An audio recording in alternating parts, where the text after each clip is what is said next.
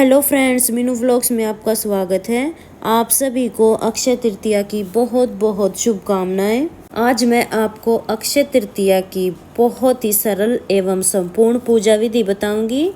वैशाख मास के शुक्ल पक्ष में आने वाली तृतीया तिथि को अक्षय तृतीया के रूप में मनाया जाता है। इस दिन लक्ष्मी माता का पूजन किया जाता है और कहा जाता है कि अक्षय तृतीया के दिन की गई पूजा और किया हुआ दान का अनंत गुना फल हमें प्राप्त होता है। अक्षय तृतीया का त्यौहार इस वर्ष यानी 2025 में 30 अप्रैल दिन बुधवार को किया जाएगा। अक्षय तृतीया के दिन सुबह स्नान आदि करने के बाद हम जिस जगह पर भी पूजा कर रहे हैं उस जगह को अच्छे से साफ कर लेंगे। उसके बाद आप वहाँ पर स्वास्तिक बना लें। आटे से या हल्दी से आप स्वास्तिक बना सकते हैं। आप चाहे तो आप चौक भी पूर सकते हैं या रंगोली भी बना सकते हैं।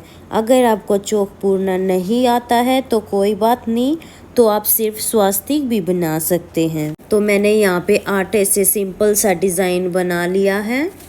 डिज़ाइन में बीच में स्वास्तिक भी बना सकते हैं। उसके बाद हमें एक कोरा घड़ा लेना है। नया घड़ा हमें लेके आना है। जो आपने चौक पूरा है या स्वास्तिक बनाया है उस पर आप ये घड़ा रख दें। घड़े के कंठ पर हमें कलावा बांधना है और उस पर स्वास्तिक बनाना है। घड़े का दान इस दिन सबसे महत्वपूर्ण होता है, तो कोरा घड़ा लेना है। कंठ तक हमें जल से भरना है। इसके बाद चारों कोनों पर हम 4 कलश रख देंगे। आप तांबे के या पीतल के कोई भी कलश रख सकते हैं। मिट्टी के हैं तो आप मिट्टी के भी रख सकते हैं। इसके बाद थोड़े से फूलों का आसन देकर मैं यहाँ पर लक्ष्मी माता और गणेश जी भगवान को विराजमान करूँगी। आप थोड़े से गेहूं का आसन देकर भी गणेश जी भगवान को और माता लक्ष्मी को विराजमान कर सकते हैं। अगर आप कोई सोने चांदी की चीज़ खरीद कर लाए हैं तो आप उसे भी पूजा में ज़रूर रख लें। तो यहाँ पर मैंने अपना चांदी का सिक्का रख लिया है। सबसे पहले हम जल के छींटे लगाकर शुद्धिकरण कर लेंगे। इसके बाद हम दिया जलाएंगे। तो आप फूलों का आसन देकर दिया जला सकते हैं या फिर चंदन से स्वास्तिक बनाकर भी आप देसी घी का दिया जला सकते हैं। अब जो भी कलश हमने लिए हैं उन पर हम ऋतु फल रख देंगे। कोई भी ऋतु फल आप इनके ऊपर रख सकते हैं। अगर आपके पास ऋतु फल नहीं है तो आप किसी भी पात्र में इनके ऊपर चीनी रख सकते हैं। यानी हमें कलश को खाली नहीं छोड़ना है, कलश पर कुछ ना कुछ जरूर रखना है। और जो मिट्टी का कलश है वो हमें दान करना है। बाकी ये जो 4 कलश हैं ये हमें घर पर ही रखने हैं। अब हम गणेश जी भगवान को वस्त्र स्वरूप कलावा समर्पित करेंगे। माता लक्ष्मी को वस्त्र स्वरूप कलावा समर्पित करेंगे और जितने भी कलश है सब के ऊपर कलावा बांध देंगे। इसके बाद हमें तिलक करना है, तो चंदन का इस दिन आप तिलक जरूर करें। इस दिन पूजा में चंदन का बहुत अधिक महत्व है। इसके बाद हम माता लक्ष्मी को रोली से तिलक करेंगे, क्योंकि लक्ष्मी जी को लाल रंग अति प्रिय है। तो लक्ष्मी जी को सभी को रोली से तिलक करेंगे। फिर इसके बाद तिलक पर अक्षत समर्पित कर देंगे। अब हमें दाल लेनी है। दाल का दान इस दिन बहुत महत्वपूर्ण माना जाता है, क्योंकि दाल को सोने के बराबर माना जाता है। तो जितने भी कलश आपने लिए हैं सब में दाल जरूर डाल दें।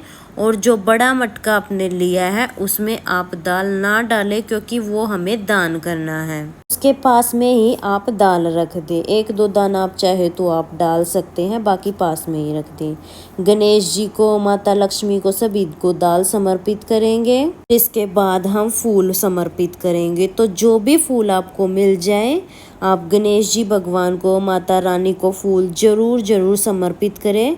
सभी को हम यहाँ पर फूल समर्पित कर देंगे। गेहूं का दान भी इस दिन बहुत शुभ माना जाता है, तो हो सके तो आप इस दिन गेहूं का दान जरूर करें। अनाज का जो दान होता है वो सबसे बड़ा दान माना जाता है। भोग आप कोई भी समर्पित कर सकते हैं, तो गुड़, चीनी कोई भी मीठा भोग आप समर्पित कर सकते हैं। साथ में ही हमें ऋतु फल जरूर लेने हैं। ककड़ी, खरबूजा, तरबूज, आम, जो भी ऋतु फल इस समय में मिलते हैं आप उनका भोग जरूर समर्पित करें। बाद में फिर इनको दान कर देते हैं। दक्षिणा हमें जरूर देनी है। पूजा में रही कमियों को पूरा करने के लिए हमें दक्षिणा जरूर समर्पित करनी है। इस तरह से हमें पूजा करनी है।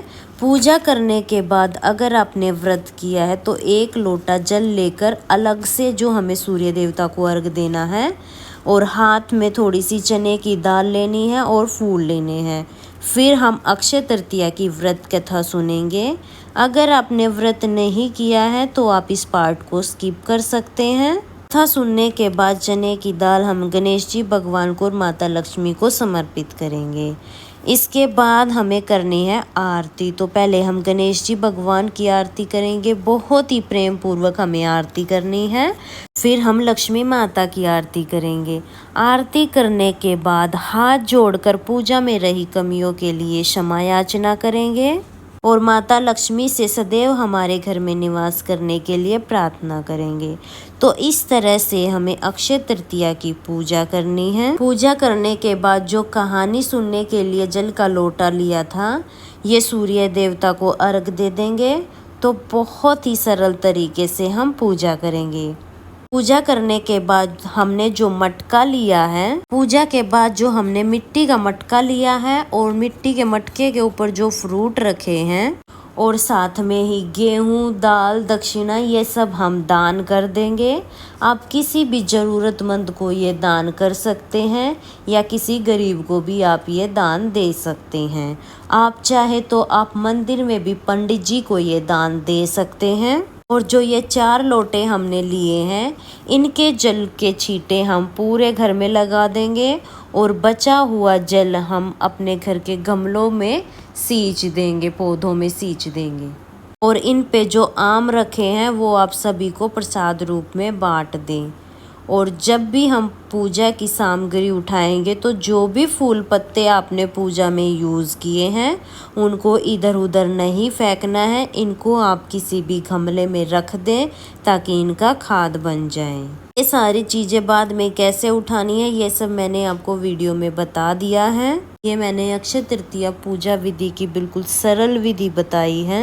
इसके साथ ही अगर आपने कोई भी रंगोली या डिज़ाइन बनाने के लिए आटा यूज़ किया है तो उसको हम कपड़े से साफ करेंगे। पूजा करने के 3-4 घंटे के बाद आप ये सारा सामान उठा सकते हैं।